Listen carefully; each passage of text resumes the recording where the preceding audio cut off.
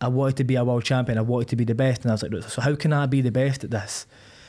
And obviously it's training hard, but everyone trains hard. So how can I beat them? Do you know what I mean? I can outwork them, obviously, but everyone's saying they're outworking each other in this game. It's like, I work the hardest. Everyone's saying that. But I was like, how can I really, really beat them? And I was like, everyone's working their physical body, but they're not quite working their mind. And I started to go down this rabbit hole of working my mind and working my psychology and that. And I was like, oof, this is crazy. This is deep. And I realised that everybody that's actually successful, well, most people that are successful in any endeavour, whether it be business, whether it be sports or anything, they've usually got a really, really strong mindset. And they'll read things like books and they'll meditate and they'll work on themselves and they're always chasing a better version of themselves. And I was like, this is where I need to tap into, bro. And I started tapping into that, and now I'm just creating the life of my dreams. That's wicked. Thanks for tuning in to the After Party podcast. My guest on today's episode, Mark Ewen, is one of the most exciting upcoming MMA fighters in the UK today. I really enjoyed chatting to Mark, so I hope you enjoy listening to the episode. And if you do, then please give us a like and subscribe if you haven't done so already. And please also feel free to give the episode a share, either on social media or you could share it with your friends, because in that way you'll help us grow the platform. So thanks for listening and enjoy. So how you doing, man? Not bad, man, yeah. Good, not too bad. You've been training just this morning? Training there, training. Wednesday session, so it was a wee bit of sparring, like positional stuff, and then just nip through in the motor. Nice. How was it? Good session. Wednesday's always it's a harder session, a bit of a longer session. So we start at like 11, finish on bang on 12. It's an intense session as well. I was trying to kind of push us, because that's usually the only session we do, like one a day. Nice. Usually we train twice a day. Like, usually you're Monday, twice. Tuesday, Thursday, Friday, and that. So 2 a days, and the Wednesdays and Sundays are like 1 days. That's a lot. It's a lot, man. That's something. We'll talk about that just now, because I had a question about that. It's something I wanted to ask you about, right? Because I see you guys are in the gym twice a day. Does it take a while for your body to build up the resilience to be able to train that often, right? Because obviously we met each other. I've been doing a wee bit of training at higher level as well, right? I feel knackered if I'm in like every day, right? If you're in twice a day, like how long did it take you to get to a point where you could be training as frequent as that, or does it take a wee while to build up to that? I'd maybe say it would take a while to build up to it, but I've been doing it for multiple years now. But obviously when I first started, I only trained like twice a week, and then I went to like 3 times a week, and then it was every day of the week, and then I was like, I found that you can train in the mornings and that. I was like, oh fuck, you can train twice a day. So I started doing that as a young boy. Yeah. And then I started doing it more and more. And now it's like I train like twice a day, nearly every day. But you definitely need to work up to it. And obviously you need to make sure everything else is on point in your recovery and that you're eating enough, because if you're doing 2 sessions in a day and you're burning serious amount of calories and your body's not repairing, you're going to be burnt out by Wednesday, and never mind getting to the end of the week, eh? So totally. Definitely need to build up to it, I would say. Yeah, and between your sessions, then do you need to sort of make sure that you're just like recovering? Recovering. I kind of just chilling out, like not too strenuous. Even I've got a busy life, but like try and make it a bit less busy. Do you know what I mean? I'm not running about to the shops and that. I'll get that all done in one day, so I can just chill in between my sessions and relax. Obviously, try and hit saunas and that, cold tubs, whatever you can to recover. Yeah, a wee nap, whatever, meditation, anything you can do just to make sure you're primed and ready to go for your next again session. Amazing. So that the recovery is actually like, it's active. It's something you need to work on to sort of keep up that level of training as well. Definitely. When did you get back from Paris? Paris, I got back on Saturday, like 12:30 or something. Right. Okay. We'll get to. I want to talk a bit about that, and obviously it's been a big week for you. A lot of stuff happening, but we'll backpedal a wee bit for now. Actually, before we get on to talking about your career and fighting and stuff, I wanted to find out a wee bit about your backstory, whereabouts you grew up, and what life was like for you as a young guy. I grew up in Pullman. Right. It's like a wee village in Falkirk. I don't know if you know where that is. Literally lived there all my life. I lived there till I was like, I think 23. I'm now 25. I've been out 2 years now. I live in Edinburgh now, but grew up there all my days. I think I grew up in maybe like the only kind of council estate in Pullman, a place called Roberts Avenue. It was quite infamous because it was right across from like the shops and like the primary school and that. And that's where I grew up. I grew up with my mum, a single mum, majority of my life, until my stepdad came on the scene when I was like, I think 10, 11. But before that, it was just me and my 2 older brothers. And life was good, to be fair. Like, we didn't have much growing up, but I didn't know that. It's not until I'm older now and I reflect and I realise we never really had much growing up, and we just kind of had fun and make do. I've had a mad life, to be fair to you, especially just kind of like where I've came from, where I've been. Like, I've had points in my life where I've kicked about nearly like every wee other village in Falkirk. Falkirk's got a big town, so it's a town essentially, right? And it's got loads of other wee villages in it, but they're also massive. And I've had phases in my life all over nearly every town in there, like kicking about with different pals here, different things here and there. Bowness, Hall Glen, like wee phases in that. Also, I went to Graham High School as well, so that's kind of like right in the centre of Falkirk. Went to Graham High. I left when I was like 16. Went to college for a bit. Didn't enjoy college. I think I went for like 2 weeks, bro. In fact, I'd actually started training MMA at the point just before I went to college, and then I went to college for 2 weeks and didn't like it, and was like, this is not for me, mate. I was like, I need to just go to the gym. I just want to train. I just want to do this kind of full time. Left college, training full time. Well, try to train full time. What I thought was full time, as much as I could. And obviously I was like, oh shit, I'm broke and I didn't come from much in the house. You know what I mean? We've not got much in the house. Mum's like, you need to get a job, I need to get this and that. So I went for like different jobs and all that, and eventually just kind of later on eventually became like full time with this. What were you studying at college when you went? Oh, one of the deputy heads roped me into a construction engineering access course, but he'd roped me in saying that it was going to get me a job and that at the end of it, just to get me out of school. Yeah. So I went down thinking I'm going to do this course, I'm going to get a job and all that. I've went down, after the first day I've realised who's in the class with me, and I'm like, this isn't where I'm meant to be. These people are like away with it. Do you know what I mean? I'm not that bad. Yeah. That's what I was saying to myself. I was like, fuck. Actually, one of my mates in it, so I was sweet with him, but I was like, I'm not that bad, mate. I can't be here. And then finding it was an access course when really you didn't really get nothing at the end of it. Yeah. Just kind of like an induction type thing. And I tried to go back to the school, and the teacher was like, nah, you're out now. You can't get back. And I was like, you're a bastard, mate. Oh, no. I was like, you're playing the full time, mate. But ended up just doing another week yet. And I was like, I'm not going back. And just patched it. And then... And you started, and that was at about the same time you started martial arts. Were you into sports before martial arts? I'd always loved sports. I'd done football and that when I was younger, like everybody does, but I wasn't really the biggest fan of it. I only done football because my pals and that were doing it, and it was like a social hanky day, like a Tuesday, Thursday, innit? You go and meet your pals and play football with a team or whatever, play on a Saturday. But it wasn't really asked. It was more the social aspect that I enjoyed. Yeah. But I did love sports, and I loved like competing in that, but only in things that really interested me. And football really wasn't one of them. I didn't excel either. I didn't really think I had the hard work ethic and that I have now as well. But as in for fighting, bro, I was always like out in the streets fighting. Like I was always getting in trouble, mate. Like I was you could say a bad kid, but no, like I didn't have a bad heart. That's something I've had to teach myself and learn recently, like as I grew up, that I was always labelled as a bad kid for everybody. Like my mum, school, everyone called me a bad kid, but I wasn't a bad kid, mate. Like I've always had a good heart. I think I just done bad things and made bad decisions because of where I was at and the circumstances that I was in. It's what happens, isn't it, boys? I mean, they're all saying like boys will be boys, but it's kind of you're a teenager, you've got all these hormones rushing through your body, you know. Like as you said, you're in an area where there's like little villages that are like close by and stuff. It kind of becomes a bit like tribalism, territorial. It's just kind of what happens, right? It's something that happens when you're a young guy. Like I think a lot of people can relate to that, and I think. Yeah, I don't think it necessarily makes you a bad person, right? Totally. I've had my fair share of scraps when I was a young guy as well. It's what happens. But how did that then develop into you starting to train martial arts? Really, like I'd forgot about that. Like it's a funny story. So I watched kickboxing, I think, when I was like 6 or 7. With Jean-Claude Van Damme, and I was blown away. I was amazed by what was going on. I got up instantly and put my knee right through my wall in my living room. Really? Like right through the plasterboard. Wow. Because I forgot to say I had ADHD growing up, right? So I was wild. I was like bouncing off the walls all the time, like loads of energy. Yeah. I just needed somewhere to channel it. Yeah. And I couldn't always find something, and that was a struggle, really. That's why I was getting in trouble, because I needed somewhere to channel my energy. But once I put my knee through that wall, my mum was like, right, I need to take you to some sort of martial arts class. Yeah. She ended up taking me to Muay Thai when I was dead young. Wow. But I was that tuned, bro, and just that mad I didn't enjoy it. Really? I need to ask her why I never kept going. I think I maybe went 2 sessions and just didn't go back.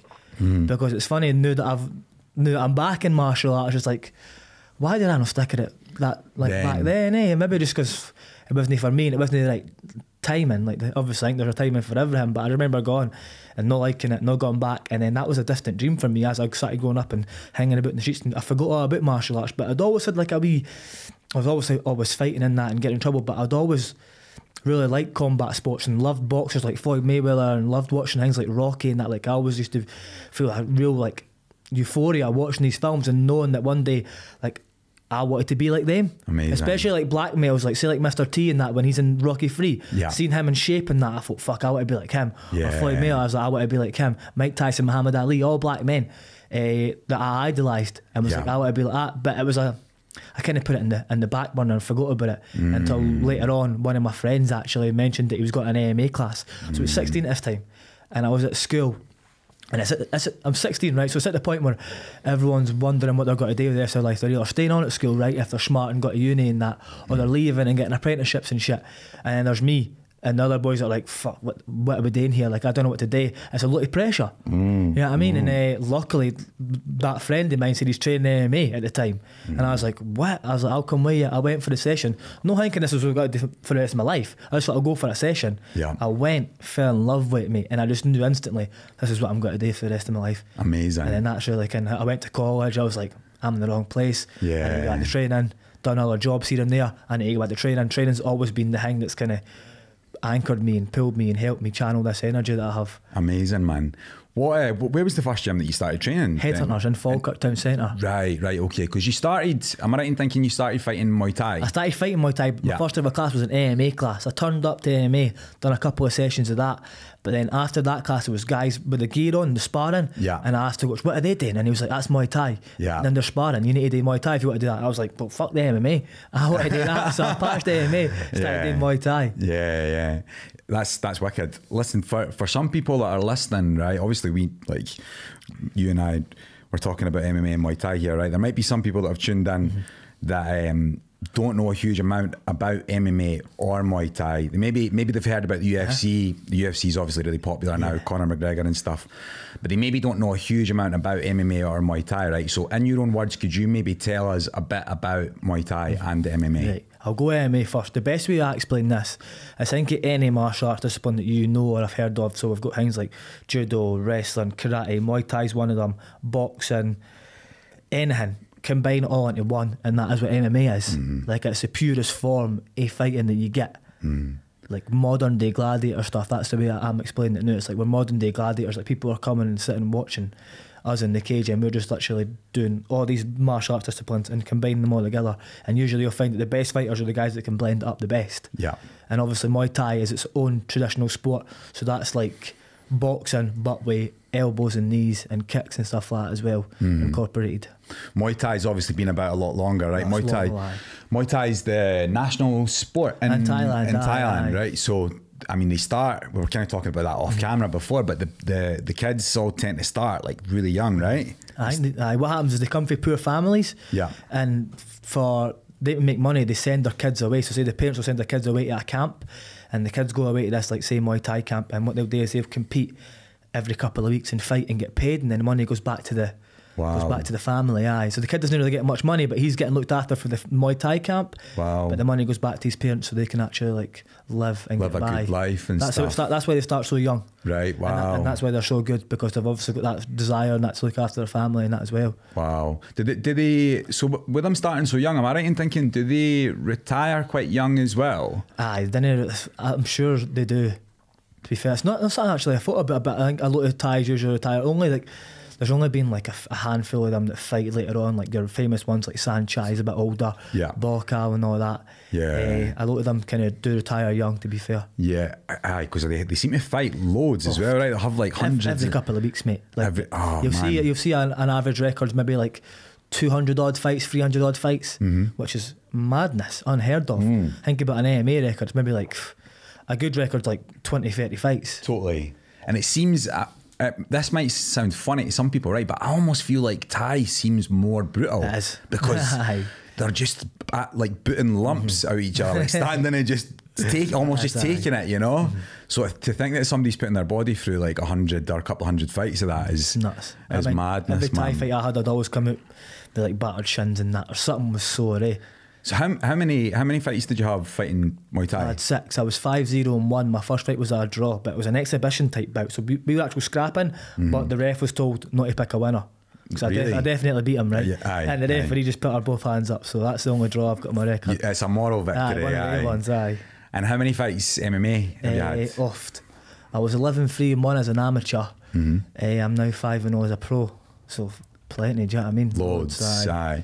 How long had you been training before you realised that you wanted to fight? Or once you started training, did you get the bug right away? That's like I said, I wanted to spar right away, and I got into sparring and I was like, this is crazy. Yeah. See how you get in that survival flow zone type state. It was nuts. I think I got addicted to that, and I was mind asking, like, when can we like fight, or is there any competitions coming up? And then they ended up having an amateur show for us. The gym I was at put a show up just for the amateur guys, and a lot of the young guys like myself and Kier and all that were on it.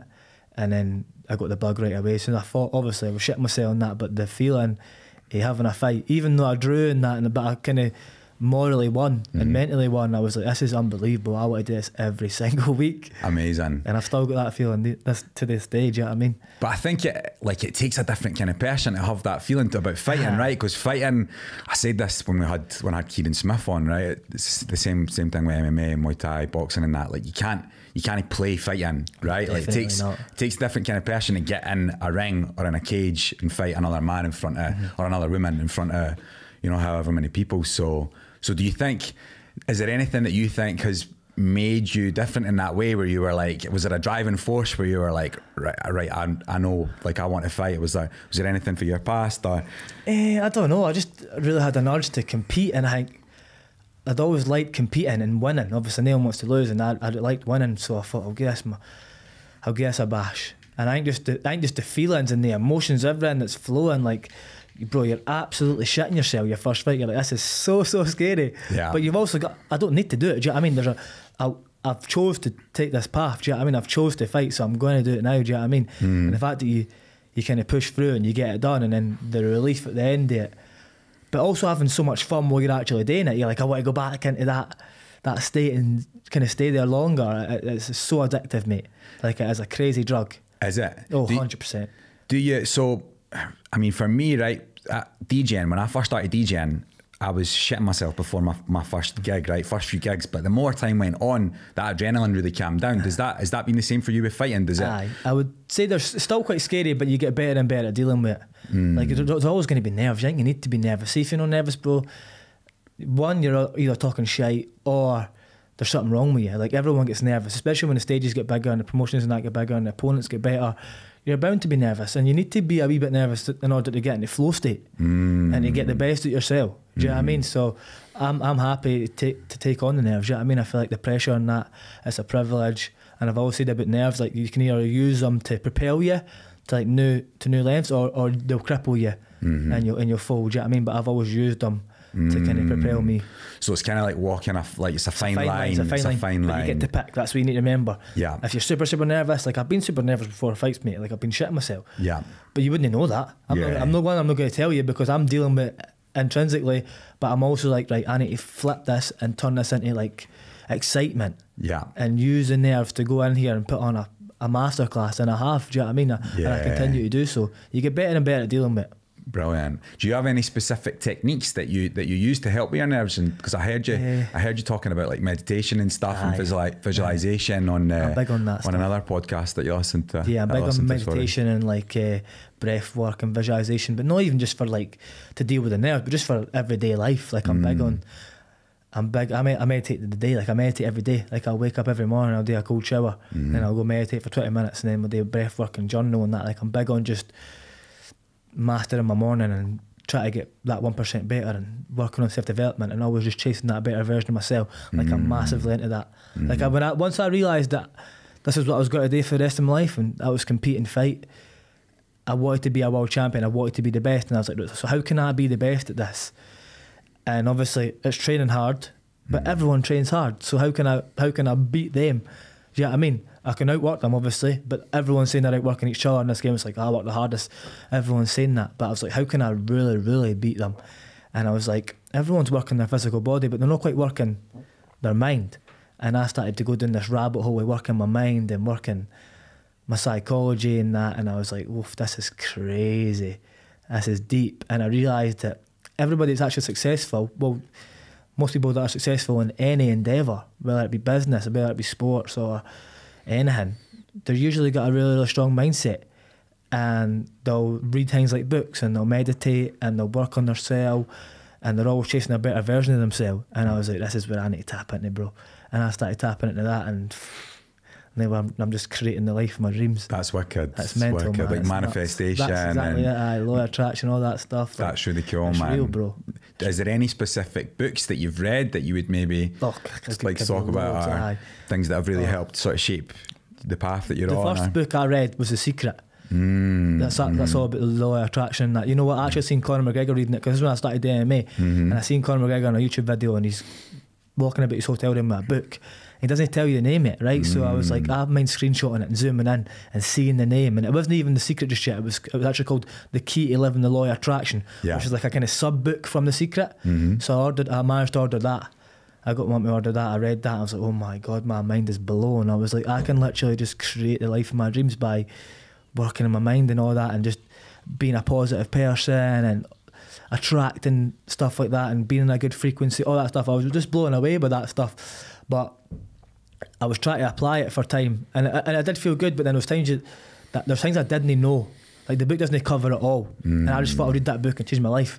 That wasn't the case. And I read that book, and then I ended up having 3 losses at one point in my amateur career, and I was like, wow, what, I need to fucking go deeper and deeper. I ended up finding things on YouTube and that, and just constantly reading. There's a thing called Kevin Trudell, Your Wish is Your Command. That's something that had a massive impact on me. I don't know the guy's actual like resume and like what he's done, but I just managed to stumble upon this, and I was listening, and I was like, well, this stuff's blowing me away. But the stuff in that's tremendous if you can still get that. I think a lot of it's been taken off YouTube, but there's also like great books like Atomic Habits by James Clear. I like that one. So that's a newer. I'll give you some newer ones that I've read recently. So James Clear, Atomic Habits is a tremendous book. The Compound Effect, that's a tremendous book. I'm actually rereading that now. Ryan Holiday, Ego's the Enemy, things like that. They're great books. There's really good books that I started reading at the start. So when I first realised I was reading and learning that, I never had the money to buy books. So I got a library card. There's a library on the road from my house, mate. I was like, thank God I got a library card, so I was getting free books. And I managed to find the self-development aisle, and I was reading books like The Magic of Thinking Big, The Power of Positive Thinking, and Psycho-Cybernetics. They're probably the 3 biggest ones that I would recommend. And they're older as well. They're timeless, they ones. Yeah, that's wicked, man. That's really cool. What age were you when you started getting into this stuff? 18, I think. 18, aye. That's young for, I mean, you hear people like, this kind of theme of book is getting more and more popular, right? A lot of people are getting on the sort of self-development like path and stuff, and you get like, some of my mates would maybe like tease me about reading books like people stuff. Always tease you that. I know, that's it. But if, I mean, that's a young age for you to be getting on board with it, and I think there's no doubt about it. For me, if you can like reinforce this information at your brain, like, you can really help change the way you think about certain things, right? And like, mindset is everything, and your perspective on stuff. You can change your perspective on stuff, and it can be the difference between like having a good day and a bad day, right? Whether you know your how you look on the day, and that's really cool. That's really interesting. That's something I'm massive learning, bro. Like, obviously I'm an MMA fighter, but like, I'm so big on just trying to be a better version of myself. Even if I wasn't doing MMA, now that I've found like this avenue of self-development, why would you know what to work on yourself? Why would you know what to be better in every and any avenue of your life? Do you know what I mean? Whether it be a better father, whether it be a better friend or better athlete, whatever. Like, these books can help you cultivate the skills that you can take out your life and make massive changes. You know what I mean? And 100%. And be successful in anything. So I'm massive into that, man. 100%. I think that this sort of information, that can be applied to like any aspect of your life, right, or whatever it is you want to do. What about the meditation? Is it a specific style that you do, or did you learn a specific style? Did you use an app? Or the first app I started was Headspace. Yeah. And it starts off for like 2 minutes, 3 minutes. At first I was like, no, they're working this and that. It's like, fuck this, man. And then I went away from it, and then came back, and I was like, what do you mean it's not working? There is no working. It's just taking that time yourself, undisturbed. that is actually making it work. Do you know what I mean? That's the biggest thing. Yeah. It's just sitting alone in your own thoughts for 20 minutes. Not a lot of people can do that. Yeah. Right away they'll be like, I can't do that. It doesn't work for me. That's what I was like at first. But I realised actually reading more books than that, I was like, that's the whole point. You know what I mean? I don't need to be, obviously my thoughts are going to be flying about the place. That's fine. You know what I mean? Sometimes go with them, sometimes bring them back, sometimes just be centred. Like, there's so many different styles of meditation, but sometimes when I just close my eyes and just have that time with myself and just reflect sometimes, you know what I mean? Like, I'll even reflect on my childhood and that, and things that I've been through, things that I've seen, stuff like why I reacted and that. Like, it's like a therapy session with yourself, I think. Like, there's such a power in just getting to know yourself. Do you know what I mean? You can go to therapy and stuff like that, or you can do this and that, but meditation, and you can read all these books, but the best thing to learn is about yourself and reflect and go deep and really learn who you are and what you want out of life. I think it just pays dividends. That's wicked, man. So if you're keeping it up as religiously as you do, then, like, is there ever any mornings where maybe something's happened and you've kind of missed it, and do you feel a difference? Do you think like, oh, I've not got my meditation in, or do you notice a difference in how you're feeling? Are you less present? Or when I've got a fight, there's no way I'll miss it. Like, there's no excuse, really. Sometimes, like, if I'm really busy, I'll let myself miss a meditation, or maybe do a wee 5-minute number. But the one thing I never miss is my cold shower, because like, you need to shower every day, and if you're not showering, you know what I mean, what are you doing? So everyone showers, so I make sure I make that freezing cold, and that kind of gives me that shock. And usually once I've done that, I literally, like, right through my room, make a meditation. But I definitely feel the benefits every single day for just having that time with yourself. Obviously I've got quite a big routine, so when I've not got a fight, sometimes I'll no slack a bit, but I'll give myself a bit of breathing room. I don't need to do the full thing, do you know what I mean? I'll just do wee bits and bobs, like maybe do my cold shower, maybe do a bit of journaling, or I'll maybe just do a meditation, things like that. Like, as long as you're just doing one of them, I feel like it helps, and it compounds. Like, I was talking about the compound effect earlier. Like, say if I was to do like 5 things in the day that are going to make me 1% better, that's then 5% better, do you know what I mean? Every single day, over a week, over a month, over a year, you're looking at the benefits, mate. I'm going to be like a crazy version of myself by the end of the year. Totally. Aye. The cold showers, does that help? I'm guessing that probably helps with the recovery of your body and stuff. Definitely, with the training as well, right? But very rarely get injured in this. And then I suppose, is there like a mental aspect to that as well? Because it's like, again, it's like a resilience thing, right? You're kind of, because that, again, it's getting more popular with Wim Hof and stuff, right? More people are on it, and you see lots of people posting up videos of doing like their cold plunge in their tub and stuff, which I suppose is a bit harder, right? But the cold showers, I was in a rhythm with doing cold showers for quite a long time as well, but then I kind of got out of the habit of it, because I started going to the gym in the morning and like lifting weights, and then I'd heard there was some stuff coming out that, like, oh, if you're lifting weights and you're trying to put on muscle and you do a cold shower, you're kind of slowing down the effects. So I got out of the habit of it, but I've never got back into the habit. That's maybe been like a year or something I've been out of the habit, but I think I need to get back into the habit, because I feel like now, I'm colder generally. Like, see if it's a bit cold in the house, I'm like quicker to put the heating on. Totally. Whereas when I was doing that all the time, I think like my body temperature had affected my body temperature, that I could keep myself warmer. Do you know what I mean? When were you doing the showers? In the morning? I was doing them in the morning. When I woke up. That's the best time to do it. Aye. In the morning. There's loads of contradicting facts in that now, but I don't know if you heard of Andrew Huberman. Yes, his stuff's golden, right? It's always backed and peer reviewed and studied, and like there's papers and that, but he always talks about the benefits of cold showers. Obviously there is a massive benefit of just going in it for resilience, like, because there's not a morning that I want to go in that thing, bro. I look at the thing, like, I just turn it cold, bro, and go right in. Like, I didn't. Some people go hot flat. I'm like, fuck that. I just put it cold. I sit and look at it, bro. I'm like, let's go. Yeah, I mean, I give myself. That's hardcore. I'm going in there, and I'll do all my washing in the freezing cold. Like, I'll go in, get the shampoo on, on the cold. Do you know what I mean? And I jump out, and bro, I'm charged after. Yeah. I'm like, woo, I feel amazing. Do you know what I mean? Like, I can do anything in that day. Yeah. But obviously, that's one of the amazing benefits, because one, I didn't want to go in. There's not a morning I want to go in, but I get it done regardless, because it's discipline. And it's that resilience that we were just talking about. And obviously there's loads of like health benefits, like even just setting your circadian rhythm up for like going to sleep later on at night, but your circulation, your inflammation, all that stuff. Like I rarely get injured, I very rarely get ill and all that. Like I'm never really cold, apart from when I come out the shower, but that's only for 2 seconds, and you get that, like, your blood starts pumping and you feel amazing.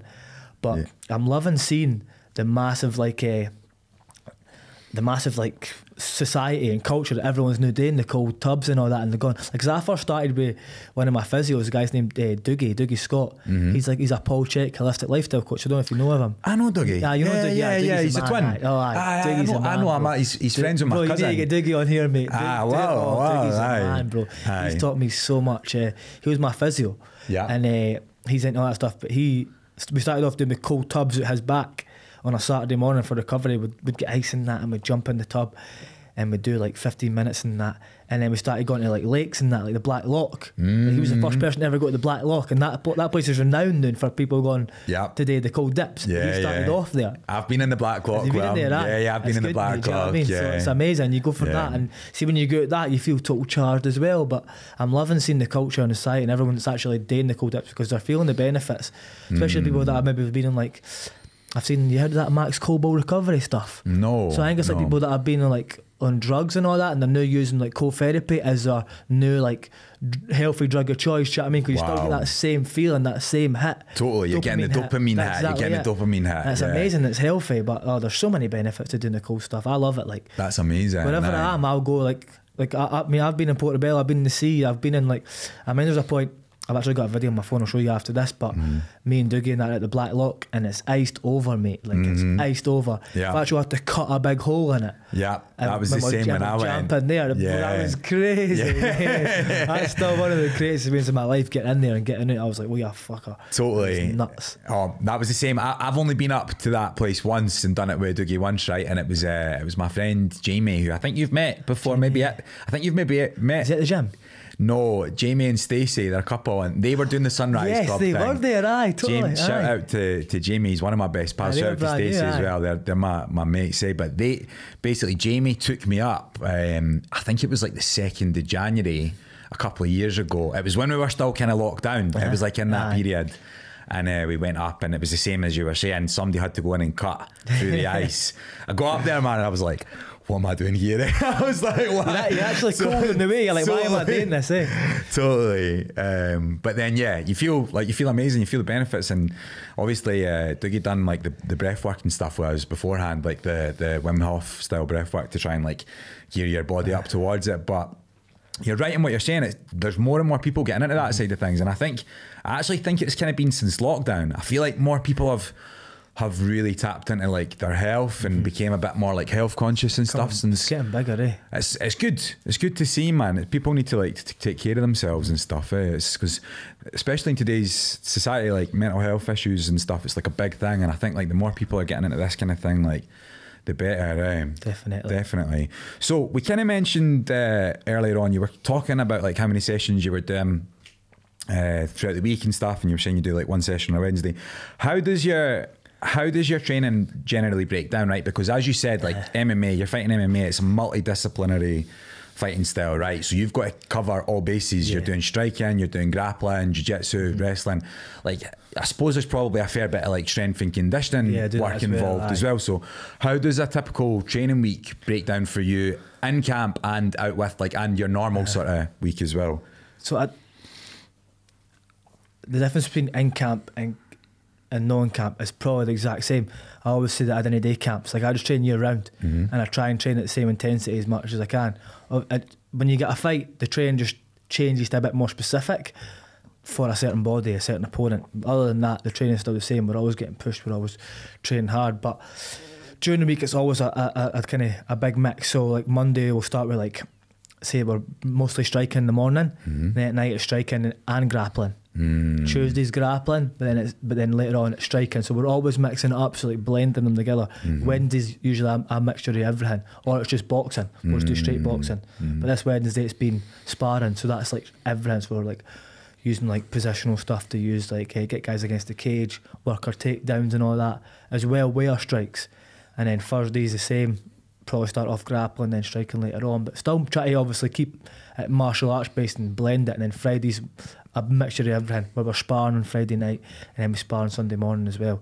I think I have a full day off on Saturday. That's where I have that full day off. Like, I maybe do wake up, go a run, have a wee stretch and that active recovery. But mate, to be fair, it varies, because like James always just tries to flip it on us now and then, because if we get too comfortable and know the routine, then it's like we know what's coming in. And James is just like always on top of us, make sure we're getting better, and we're always just really just on us, mate, to make sure we're the best we possibly can be. Like he's always mixing it up.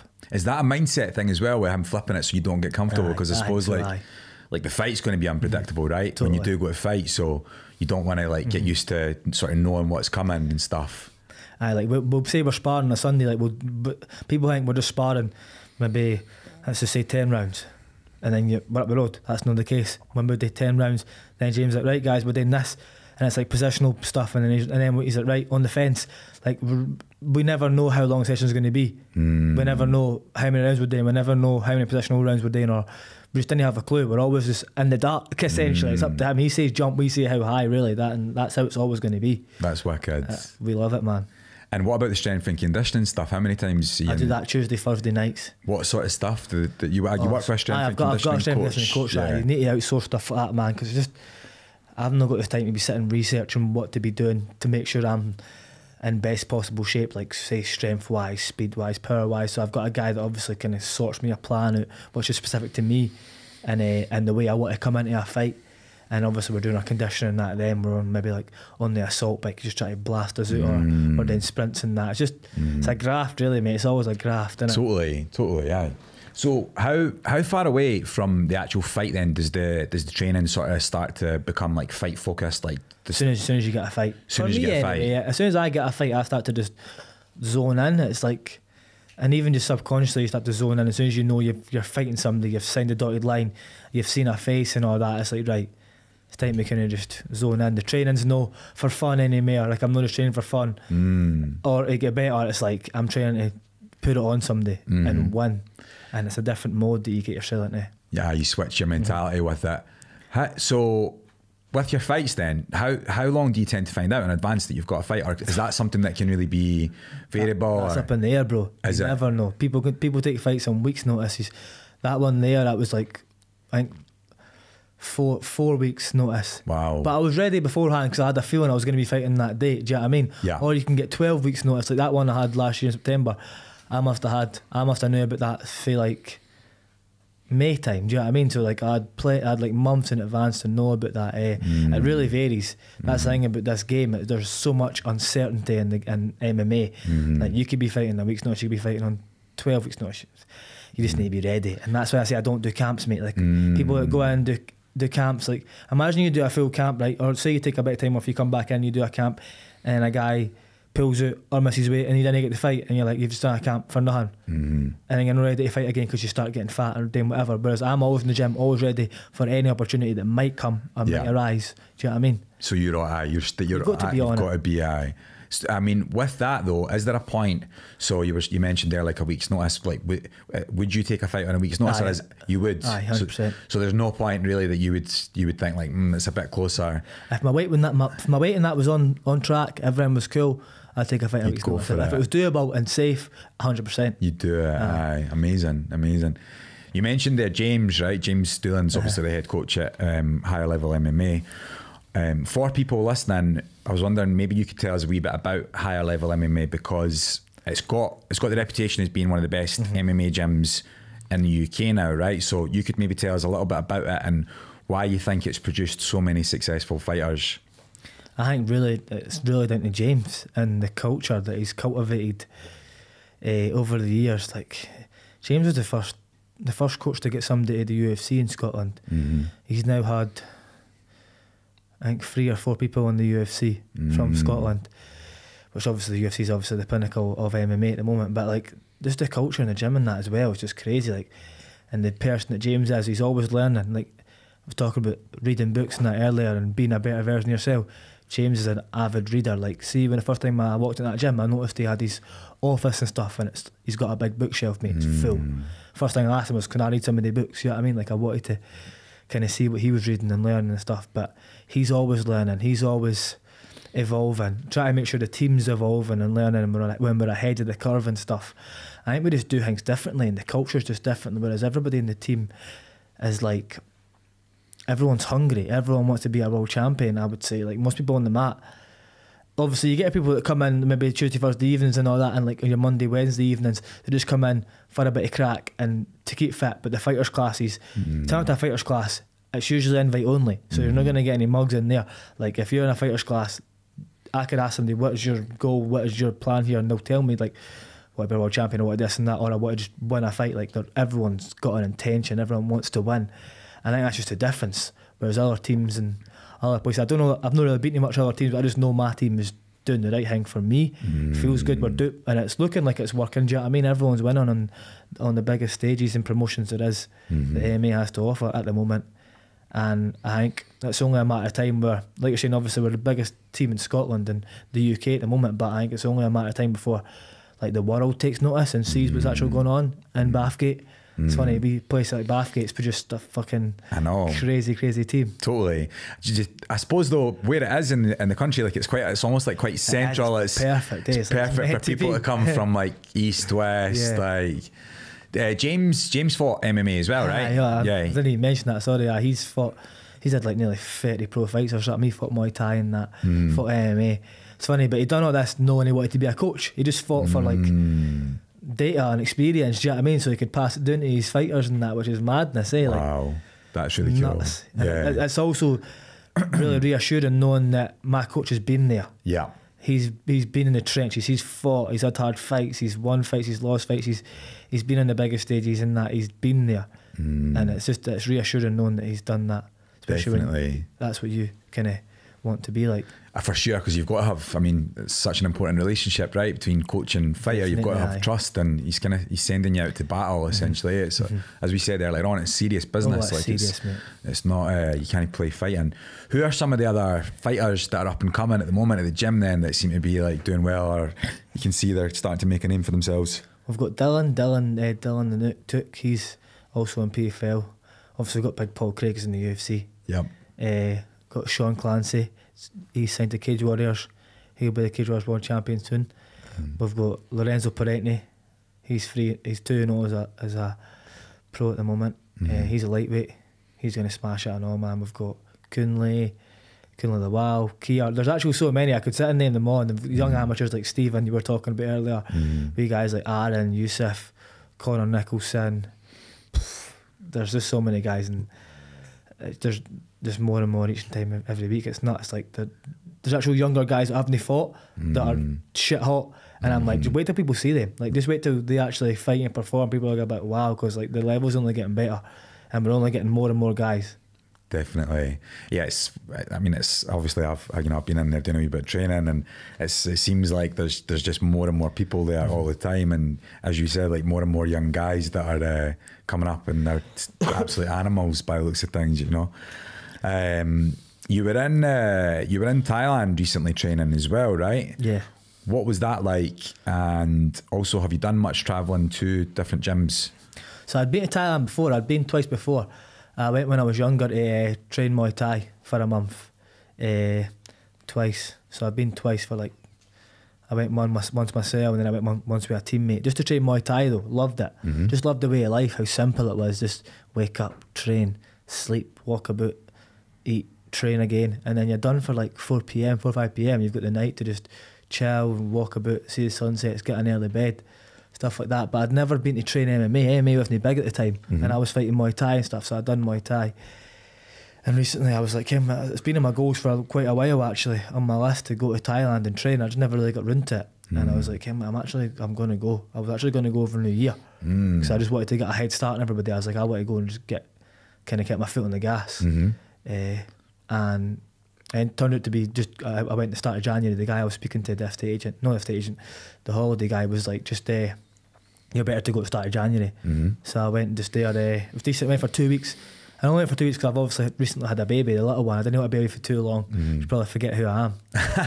So I just went for 2 weeks. But it was 2 weeks intense training at Bangtao MMA. It was good because I've got a world class facility there, world class coaches, loads of fighters coming in and out, UFC guys and that. It's funny, GSP was there doing a seminar when I was there. Wow. Once I left, John Jones came. Tyson Fury's dropped in. Like there's serious guys coming in and out of that gym. So it was good to just go there and actually pick the brains of the coaches, have some good training sessions and just and learn for them. So it was cool. Did you meet GSP? I didn't actually meet GSP. I was going to go to the seminar, but then I was like, I don't know if it's going to be shite or not, because sometimes when you get like a guy like that, the seminar, you pay this money and the seminar's like a fucking, like a jab. Now, I love a jab, and I think a jab's important, but like, I just think sometimes it can be a waste of money and be shite. If it was John Jones, I would have been there, but his one looks shite. No, I'm not going to. So I'm glad I never. But I didn't usually do seminars, mate.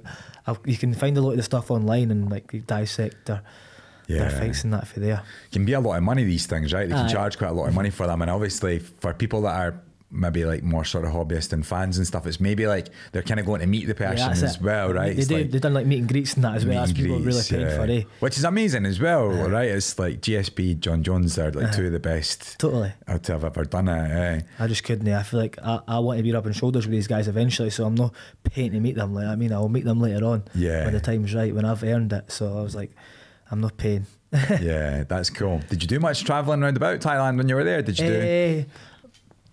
So when I done Muay Thai, I was up in Bangkok.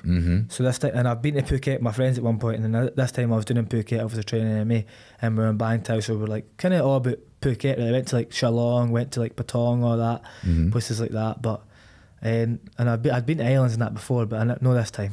Just kind of, I was there focused, mate. Like I don't know if you've been to Thailand. Eh? I've never been. Never been, man. It's on the list. It's a mad place, but it's like, I was there to train. I was there to really get after it, and obviously there's a big party life there, and it's really distracting. People are like, "Well, you come to the beach club and all that." I'm like, "Nah, I wasn't for that. Like, I didn't come here to go to beach clubs and that. Like, I've left my missus and my baby in the house. Like, I'm not coming here to party and have fun." Obviously I'm going to have fun, but I'm not like having the fun you're having it. Do you know what I mean? My fun is getting better and training and maybe going down the beach and getting a surfboard out. Like, I was here on a mission, and I wanted to get that head start in the year and kind of get going. So like, I really enjoyed just getting focused, but there is a lot of distractions there, and I feel like if I was to go again, I'd be taking the missus and the kid with me and just kind of staying there for longer, but just so I could stay focused in the gym and stuff. You were there really with the purpose of improving and stuff. I think a lot of people go there with that intention, but then they get sucked into the party life, and before you know it, they're partying and that, and I was like, I'm just not getting sucked into that. Do you know what I mean? I've got the intention. Definitely. So, being that there's so much involved in mixed martial arts, you get to witness a lot of different fighting styles, right? How would you describe your own style as a fighter? That's a hard one to explain, I would say, because I feel like each fighter, it's martial arts, right? So it's an art form, and I feel like each fighter expresses herself in their style. That's something I've always thought. Like, the way I fight is just me expressing myself. But the way you fight, or whoever fights, they're expressing themselves through their style. So everyone's got some people might have similar styles, similar traits and skills and that, but their style, I think, it's their own. It's authentic. There's only one, I feel. But my style is just, for me, I feel it is me, just flowing, expressing myself, trying to be fly but dangerous, and do you know what I mean? That's just me. Like, I'm trying to hit people, like take them out of the game, and then not get hit, or when they try and hit me, make them look silly. Do you know what I mean? And then to make them pay. Just being fly with it, for me, that's my opinion of what my style is like. Flow is an interesting word to use there, because I watched, I've watched some of your fights. I watched the fight on Bellator, and it seemed like you moved so fluid. like that's like, it seemed almost like I was just getting into flow, I'd say, and then I feel like I'm just getting into flow when I finish guys sometimes. Like, I've only ever been in a proper flow state once, I would say, where I'm proper. Like, I was proper, like, I feel like I was tripping when I was fighting. Like, the energy and stuff was mad. Like, I could see like his energy bar come down, like in fucking Street Fighter or Tekken or something. I could see it and feel it, which is madness. And then my fights after that, obviously I've been obviously I'm in flow, but I'm not in such a deep level of flow. And like you're saying, the way I was flowing in that, I feel like that Bellator fight, I was just getting in my rhythm, and I put him away. How do you get yourself into a state of flow with such a high pressure, stressful situation? That is the key. How do you get yourself, like, is there anything is there any way that you, any techniques or anything that you use where you feel like you can get yourself into that, or is it an experience thing? Just to calm the mind, and like I go back to the mind, and if you've never calmed your mind before and then you try and do it on fight night, it's not going to work. I'm quite a calm person, quite zen anyway, so like, and I've always been calm in very, very stressful situations, and it's something I'm good at, like being comfortable in the uncomfortable. So when I calm myself down before I fight, and I get myself so calm, and I go out there and I basically just let my body take care of itself. Like I get the mind out of the way. Stop thinking about it, just forget about it. I just get in there and just let my body just do the talking, let it flow. I don't know if you heard Teddy Atlas was talking about something recently. He was talking about if you can get a fighter, I think Custom Atlas told him this actually, he said if you can get a fighter so calm just before they go to a fight, they'll see like a fibre in the shoulder twitch before they throw a jab. Wow. Before their opponent throws a jab. That's what it's like. If you get yourself so calm, everyone just slows down. Wow. It's like you're in the Matrix, man. It's mad. That was what came to mind when you said that there. And you mentioned there that you could feel your opponent's energy. So like you're in such a, it's like, it seems like there's so much going on, but you're completely like locked on. You must be able to feel so much. Like it's almost like, it seems like it'd be such an intimate relationship between the two of you for the space of time that you're fighting, right? Maybe you could speak to us a wee bit about that, or your experience of it. Like I was saying, you can actually feel the energy. Obviously there's a tension at first, but you're trying to keep yourself so calm. Then the first exchange and stuff, and then when you hit them with certain shots, you can see if it hurts them as well. You can see how they react. Not even how they react, because they'll just poker face it, like most professionals will. But it's like a feeling.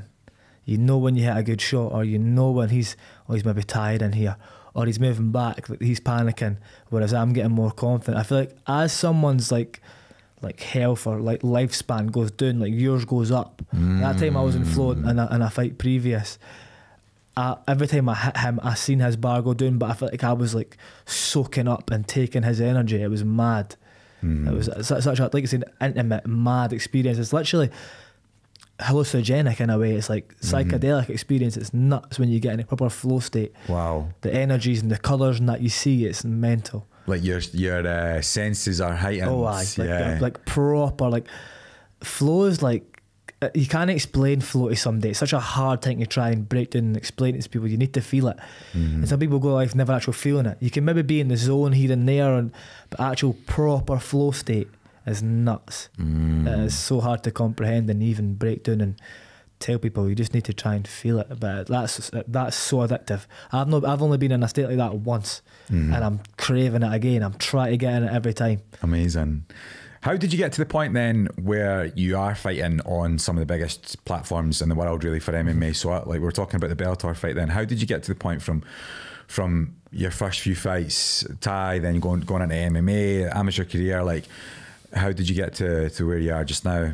I think just the way I fight and the way I've been putting guys away. Like I've got 100% finish ratio. So everyone I've ever fought, I've finished them. Wow. Well, everyone I've ever beat, I've finished. So even in my amateur record, like there's not a guy that's went and, like, I've never had my hand raised for a unanimous decision or anything like that. I've either knocked you or I've choked you. Wow. Even my pro record. So I think that speaks for itself. I'm always just trying to put guys away. But to get on big shows like that, it's something I've always envisioned, like to fight on shows like Eris in Paris. Like I mind writing that in my journal, fighting Eris Paris, fighting EFC South Africa, writing it down, forgetting about it. Next thing you know, I get the call, I'm like, this is fucking mental. Amazing. I'm just like the puppet master, mate, just pulling the strings. It's nuts. Yeah. And then to go to Bellator, and I've been writing about PFL. I was writing about PFL last year before I got the Bellator gig, and I went to Bellator, and then at PFL, it's like, it's mental. It's actually, it's funny just to sit and watch it all unfold sometimes. I'm like, I just get out of the way and just laugh. I'm just like, this is fucking nuts, man. With fighting on something of that size, that magnitude, right, like fighting on Bellator or PFL, is there extra pressure then added because you're like the world's tuned in now? It's like world stage. I've always stacked pressure on myself anyway. Yeah. Like if I had a fight, a regional show, I'd always try and sell all the tickets and that, and do interviews and that before it, and make predictions to myself and just stack the pressure and like put all my chips in. Just I feel like when I do that, I always get the best at myself. Like I always rise to the occasion, and I believe pressure's a privilege as well. You know what I mean? So, and pressure makes diamonds. See if you can stack a lot of pressure on yourself, and then you get to the point where you're nervous and that, but you're nervous because you really want to perform and you really want to do well. You train harder, you do things better, and then you go in and you have a excellent performance. It works out. Do you know what I mean? Like you need to kind of, like the risk and reward ratio needs to be quite high. You want to have a big risk, because if it pays off, and when it does, it's going to be like so much bigger. Totally, yeah. It's worth risk. taking the risk is worth the I reward. love the big shows and that. See, like I've always loved to perform.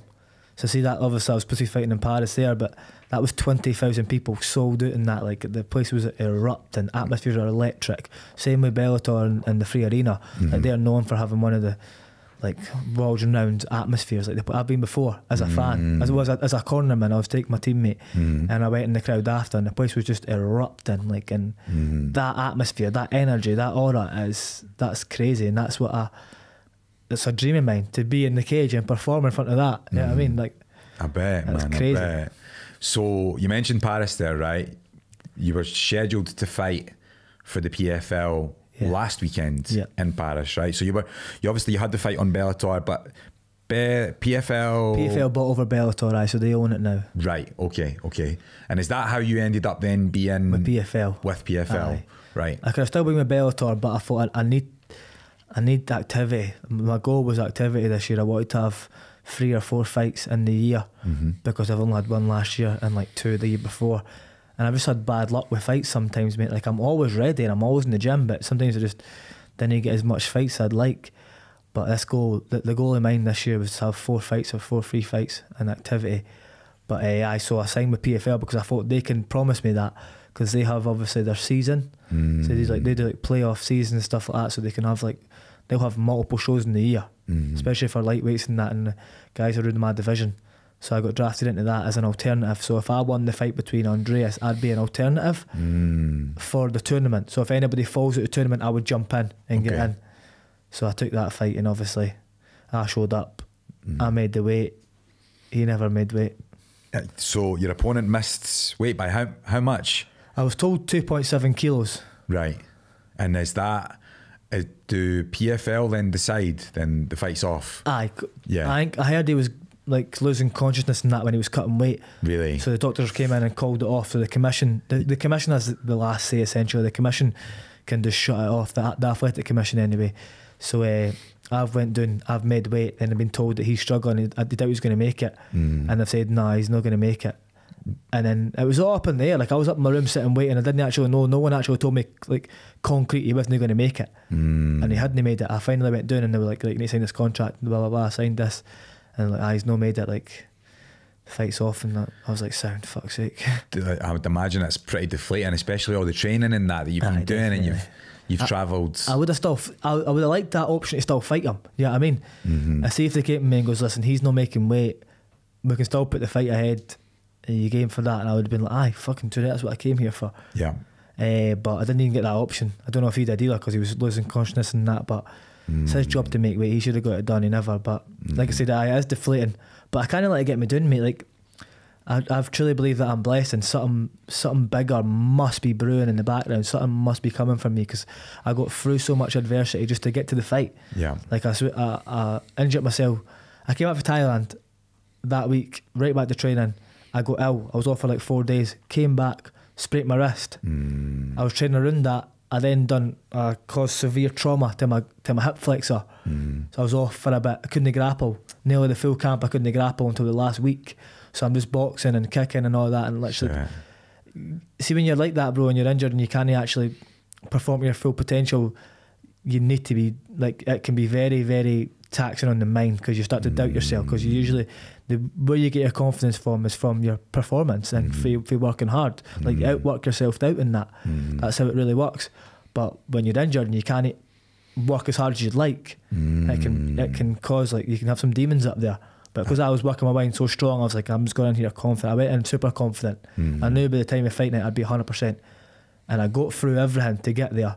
For him to miss weight and me to be professional and make weight, I was like, I've got through this for a reason. There's something bigger coming, and I'm just waiting, and I'm just going to keep waiting and keep working, because I know it's coming. That makes sense with the confidence thing. Like, if you're not able to do, like, practice certain things that you should really be practicing for the fight and stuff, like, I can imagine that it probably instills like a wee bit of like self-doubt. Definitely. As injuries must be a big part of it though, right? Because especially when you're training as much as you are, and like all the different stuff that's involved, like the wrestling, the grappling, the striking, is that something that, have you had much trouble with injuries? Or I rarely get injured, to be fair to you, mate. It's just like that one there was bad luck. I had an injury it started last year.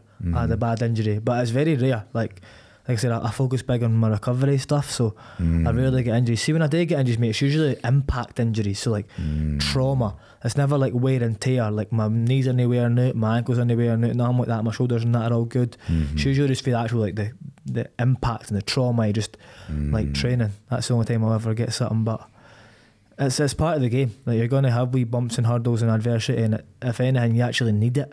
It's essential for growth. And when it comes, I'm always I didn't shy away from it. Like I never crumble. I'm like, right, it's another hurdle to climb, let's go. And I get through it, and you always come through it like a way better version of yourself on the other end. That's a great attitude, man. Really good.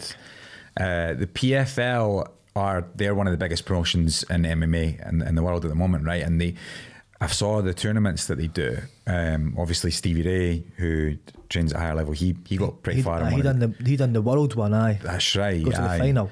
So there's massive money on the table when it comes to that, right? Yeah. What was it, $1 million? It was £1 million. And that's what I'm now an alternative for the UK one. So not the UK, the European one is 100k.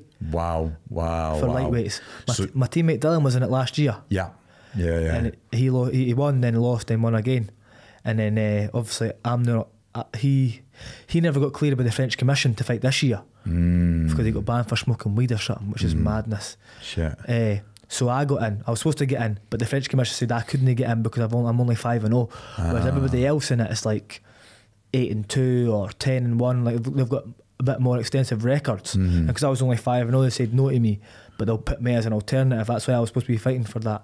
So when I won that, there's a possibility I could get in the tournament and win the 100k. Wow. But I still feel like I will. I feel like something's going to happen. Yeah. I'm going to get in there. I'm going to win the 100k. Amazing. So I'm holding tight to that. And obviously we're talking about Stevie. Stevie went and done the Worlds one. So I think if you win the European one, you then move up to the Worlds one where Stevie was in, and you can win £1 million. So wow, that's life-changing money. Totally. Life-changing money.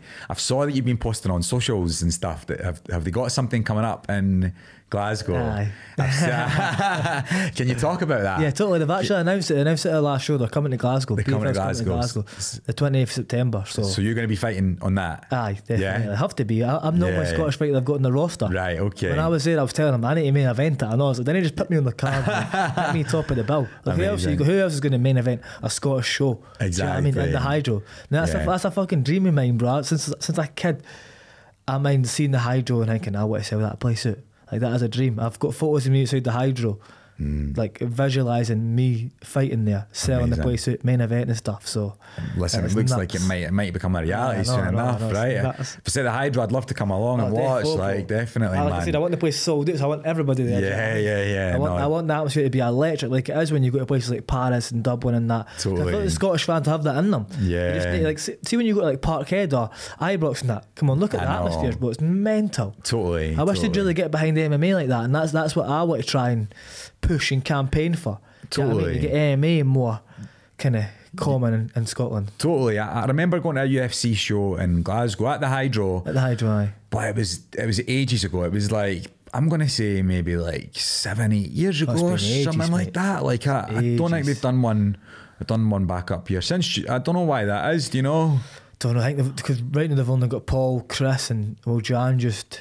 She just retired, so they've only got like 2 fighters. I don't know what it is. I don't know if the last ones were really that big, but I'm like, I think MMA is getting bigger here now. So I imagine what it'd be like now. Do you know what I mean? Totally. Aye. Where else have you fought then? So you mentioned there, Paris, Dublin. Is Johannesburg, South Africa. Wow. Fought there. Wow. And England and all that as well. Amazing. But it's great that it's taking you to these places. Eh? That's one of my biggest goals as well, mate. That's one of my favourite goals. Is like. Travel in the world. Like, I've always wanted to do what I love, but travel the world doing it. Like, I could easily be signed to Cage where I was fighting in fucking Manchester, London and all that. I'm like, fuck that. I want to go to Paris, I want to go to Milan and Rome and Berlin and all these different places and that, and then eventually go to the States and fight all these different states and Japan. Like, I want to fight all over the world and see these different cultures and experience it, because why not? Exactly. Like, you only live once. What was Johannesburg like? Crazy. I loved that. That was a great experience. Was it? Yeah, definitely. That was mad. But then you really get to venture out, because you know how rough it is over there, man. It's nuts. I mean, when I was there, there was like a couple of shootings and that as well. And we were here, and there's a 50% unemployment rate in Johannesburg. That's why it's like so hostile. Because these people are just really trying to get by, so they're doing whatever they can to get by. Totally. And we were in the richest part, like in this nice hotel and stuff. We walked in, the mall was so close to us, total rich mall with big armed guards and all that. Wow. But even then, like, I think we ventured out one day to a steak restaurant, but we're a bit on edge. Like, it was a bit fucking sketchy and scary. I bet. Aye. But other than that, it was a great experience. People were really nice. The food and that was amazing. I'd love to go back. I definitely will. Amazing. So with this show that we're talking about coming up in Glasgow, right? With something like that, do you have any potential opponents in mind? Is there people where you think like I would match up well against them, or my style would suit well fighting against them, or do you just take what's coming? I take what's coming, but I would love to fight any of the guys in that tournament. Like, I'd love to get in a tournament. Really? There's Connor Hughes in that tournament. There's Daniel Scatizzi in the tournament. These are all lightweights that are in the PFL 100k tournament.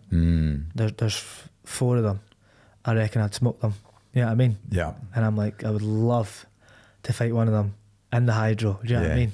That'd be amazing. Beat one of them and then go on to win the final in November or December for the 100k.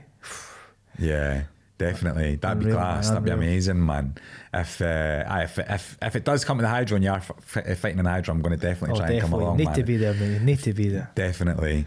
What are your emotions like after a fight? After a fight, aye. There's obviously there must be like a lot of like on the build up to it.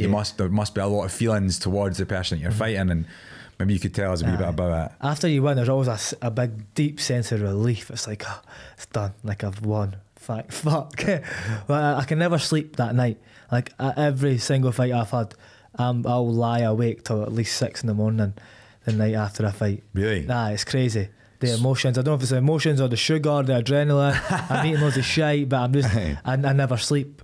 I just, the adrenaline, that's still so high, but the feeling of winning, it's just, you can't quite comprehend or explain it. It's just, it's what you really date for. I'm saying the feeling of, like, not like fighting's addictive, but the winning feeling, that feeling is a drug in itself as well, where you like that like big sigh and relief, or when you celebrate and you roar or whatever, that feeling is just, it's different level. So you really date it for.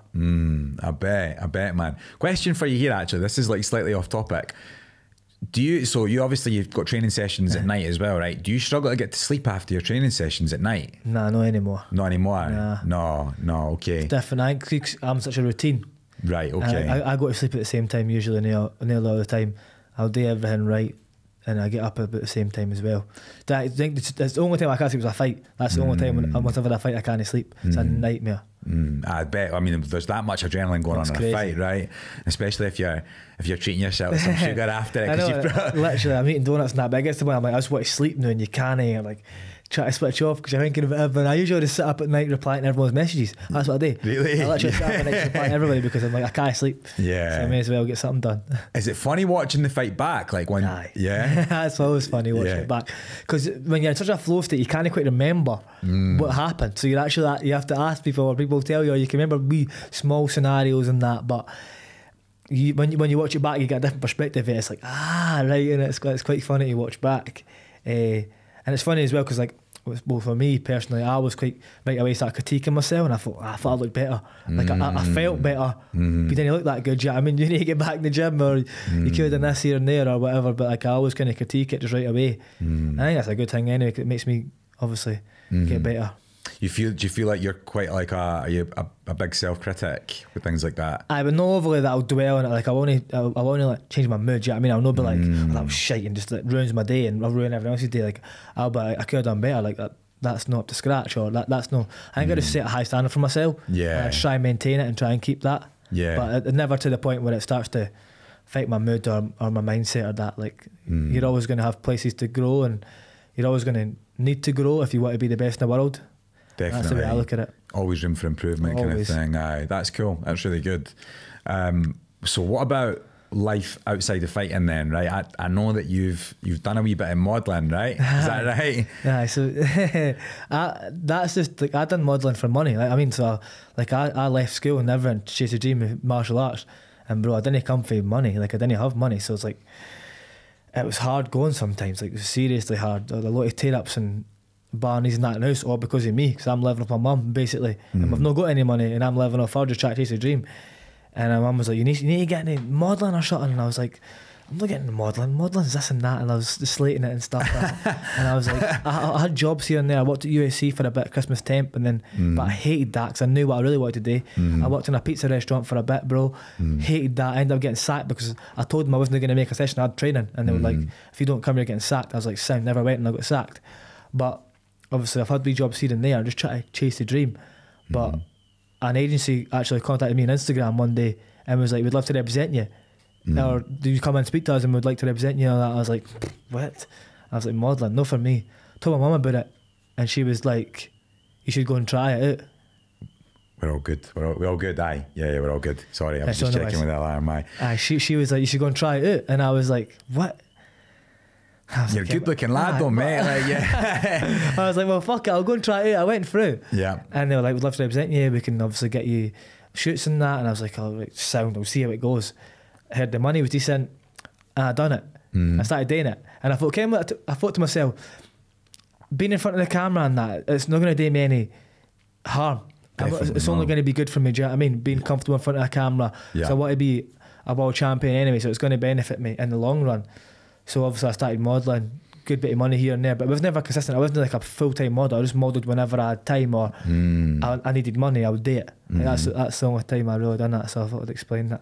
And no, good on you, man. Good on you. Listen, if there's an opportunity there for you for you to make money, and 100%. Like, listen, it saves you having to do something like a job that you don't want to do, or and as you said, like, if it gets you comfortable being in front of camera, because I'm sure the more that you climb up the, like, your career ladder with fighting and stuff, there's going to be more definitely times that you're going to be getting interviewed, and definitely get you comfortable. Done loads of modelling. I don't know, everyone's always sending me like photos of me on Slaters and like Trespass and all that. Does it make you cringe a wee bit? Sometimes the shots in that are quite cool. So I'm like, it's quite cool to see that, but sometimes like, I don't want people to identify me as a model, if you know what I mean, because I'm a fighter. People are like, how can you do both? And I'm like I'm good at the fighting part, that's how I can model. Do you know what I mean? I didn't plan on taking any damage, and that's why I model. But I was like, I need people to know that I'm a fighter first. Like, modeling is just to get by. Totally. I'm doing alright, I'm doing okay. I don't need to model as much. I could just focus on the main aim, and that's being a world champion. Aye, for sure. It was just a wee side hustle. That's literally it. It was a convenient way to make a good amount of money in a very, very short time. So I was like, I'd be stupid to no do it. Do you know what I mean? Definitely. And I'm not taking, like, I wouldn't really affect my mood or anything. I was in and out. These jobs were easy. I was just trying clothes on, and I'm big into fashion and that anyway. Like, I love clothes and stuff. So it was like a win-win really when I weighed it up. Definitely. Oh, mate, I'm sure there's worse jobs out there. Like, I've definitely done worse jobs. What do you do to enjoy yourself when you're not training then? I love food, bro. Because I'm a fighter, and obviously we need to diet in that. When I'm not dieting, I love my scran. I love going out for food, like really good food spots. I'm a total food snob, mate. I'm a total food critic now. I've been to some serious places, man. So when I take an L and I go to somewhere shite, bro, I'm gutted, man. It ruins my day. I'm like, fuck, man, I'm so gutted. But that's something I love, is going out for good food and trying different cuisines and stuff like that. What's your favourite? Yeah. That's a hard question, you know. It's a very, very hard question, but I feel like something that never disappoints is Italian. I feel it's just so broad. I love pizza. I love pizza's maybe my favourite. Pizza's banging. See, I like the thin and like Neapolitan style pizza. That's the one for me. Like, say like Pisano or something. Like Razzo and that in Edinburgh, like a wee thin based number. Totally. Like, I'm not into Domino's or that non thick. No, not for me. And I love pasta and stuff, man. I love like bruschetta and bread and olive oil and all that shit, mate. Have you been to Cheverino's? Cheverino's is good, right? Cheverino's. I've been to Glasgow and Edinburgh. Yeah, I've not been to the Glasgow one. I'm trying to get Michele on here. I know Michele that runs Cheverino's. I've been trying to get him to come on here. He says he's going to come on, but he's not came on yet. So if you are listening to Michele, you need to come on. I want to pick his brains. Sponsor me and all. I want to pick his brains on pizza and his restaurants and stuff like that. We've spoken a wee bit off camera about like podcasts and like health stuff and that. We've obviously kind of touched on some of that today, but you're obviously right into podcasts and stuff, like you mentioned Andrew Huberman, but like, what other podcasts do you listen to? Who do you like listening to? Diary of a CEO, Stephen Bartlett. Stephen Bartlett. Yeah. He's popping in it. He's doing really well. Jay Shetty On Purpose podcast. Yeah. This is good. Yeah. I like School of Greatness, Lewis House. I've not heard that one. No. Tom Bilyeu, Impact Theory. the High Performance podcast. I think I've definitely heard of that one. All mine's are like all self-development. Like if I'm not learning that fight, I'm not listening to it. You're not interested? Nah, no. I'll put on a funny Joe Rogan now and then. Like a Joe Rogan with somebody that's funny and that, just to kind of switch off. But I feel like if I'm not listening to if I'm listening to a podcast, I want to make sure I'm getting something from it, learning and growing. Obviously Andrew Huberman's one's really good. Try and who else? You must listen to Joe Rogan when he has fighters and stuff on, do you? Sometimes, right. I watch a lot of fighters' vlogs and that on YouTube and that as well. I always like learning here and there what they're up to, like the new things and that. And I will listen to them, but I need to actually listen to more. And I like somebody just like Joe Rogan because he's got that kind of like, he's a massive skeptic. You know what I mean? Like he just questions everything and that, and kind of gets to the nitty gritty and stuff. Totally.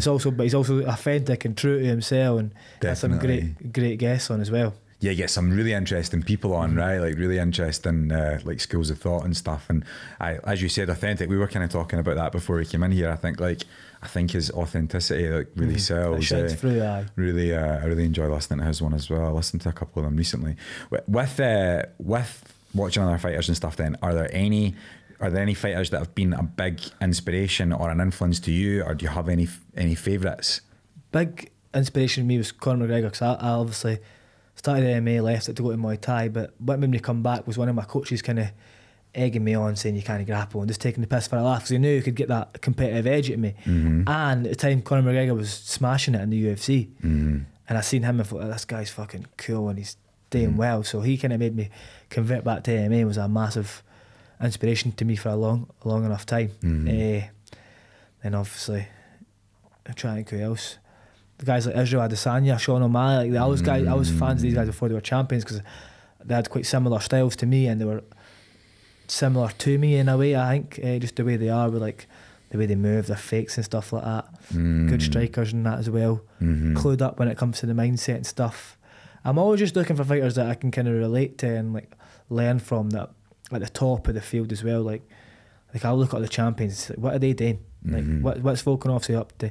What's Leon up to? What's Israel, Sean? What are they doing? So that's who I need to learn from. Do you know what I mean? And if they're doing something, and I see it a couple of times, I need to start doing it. Do you know what I mean? I need to pick up on it, or maybe I'm doing something they're not doing. I'm like, it gives me that reassurance that I'm going to be a world champion. Like I know it. Do you know what I mean?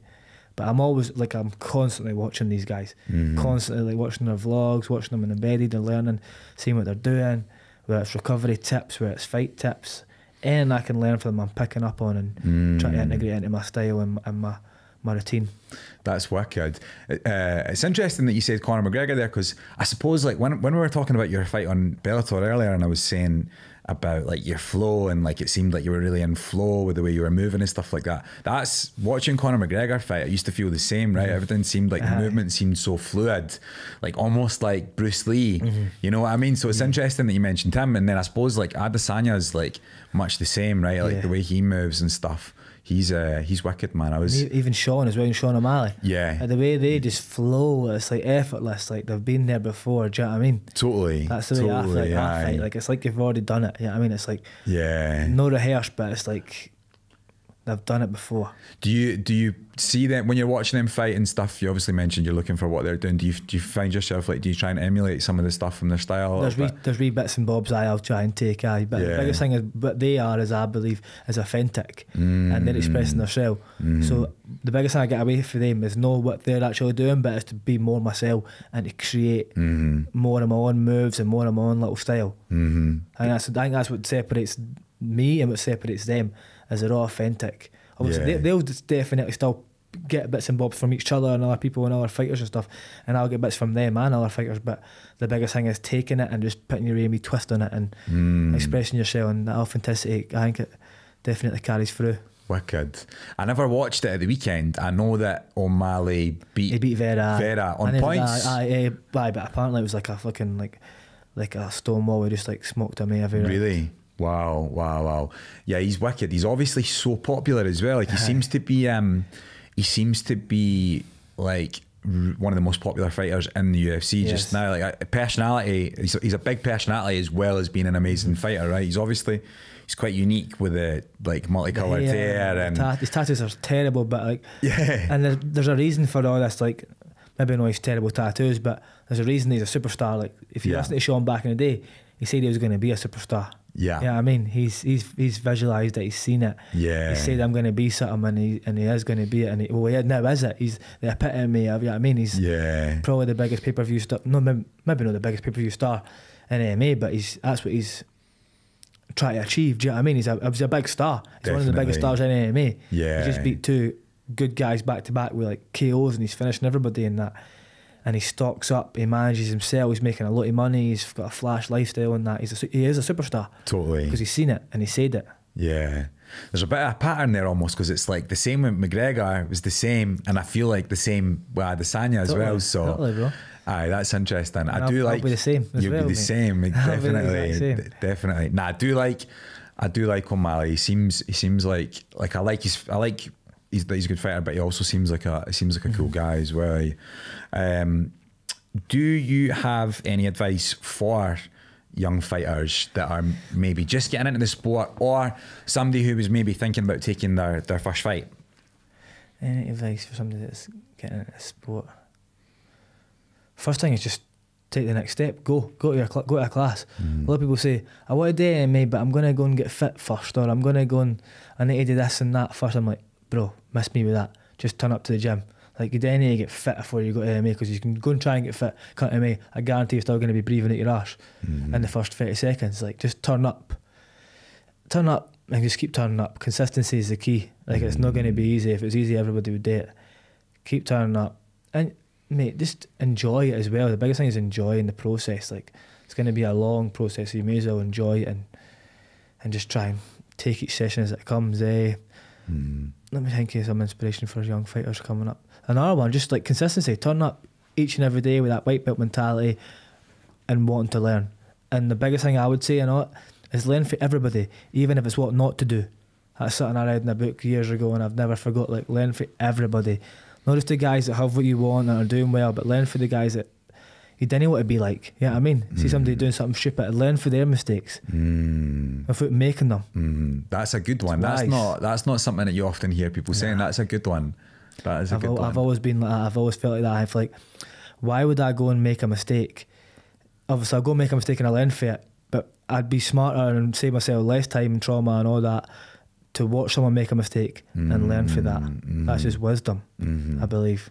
That is a good one. That is a good one, man. Yeah, there was actually, we were talking about your fighters that have inspired you and whatnot. There was something else I wanted to ask you there in regards to that, because I've got a couple of favourite fights, but I wondered, are there any fights in UFC history or MMA history that you would maybe hold as like a favourite, or any particular actually, another question off the back of that as well, but I'll let you answer that one first. First fight that comes to mind is Zhang Wei Li and Joanna Jędrzejczyk. Do you mind when Joanna's face started like inflating? Yeah. Like, her face went massive. That fight was an absolute scrap. Yeah. That was a really good fight. That's the first fight that comes to my head. Trying to think. I'm not always a fan of fights like that where it's back and forth. I like where guys just go in and put guys away, like Tyson, performance, like clinics. Do you know what I mean? Like, I like it. Like, I like where you get a good fight on paper. They're both good guys, but one guy just goes in, does his thing, and kind of wipes the floor with somebody. I like seeing that, somebody really, really excel. I'm not the biggest fan of like these back and forth scraps. Like a war. A war, aye. I think it's good for the fans. The fans love a war, but as a fighter, that's the last thing I'm wanting is a war. I don't want anyone getting any licks on me. No. Have you been in a fight like that? Have you had any fights where you think like that was an absolute war? I had one with a Swedish guy. He dropped me, and the first time I ever got dropped in that as well. It was like basically a survival stage. I had to wrestle him and stuff. It was mad. Other than that, I've never really had wars. I take shots and stuff.